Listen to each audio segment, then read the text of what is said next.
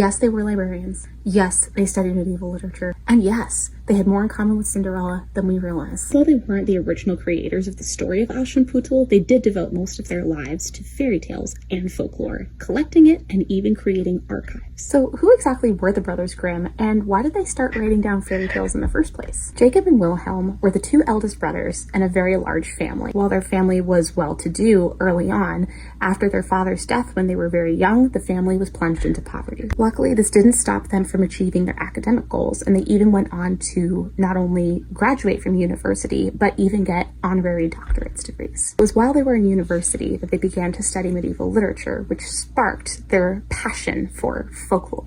Eventually, they went on to publish not only German fairy tale collections, but a collection of Irish fairy tales, Danish fairy tales, mythology, and a dictionary. They also had experience not only working as professors in a university, but also working as librarians. Here's where the story of Aschenputtel really reveals a lot more about the Grimm brothers. Although both Jacob and Wilhelm were intelligent, well-educated, on paper it looks like they had lots of opportunity. The reality is that they were constantly fluxing between thriving and surviving. Maybe this is why the Grimm brothers still included Aschenputtel in a collection, not just to be a German Cinderella, but really to be a message of hope.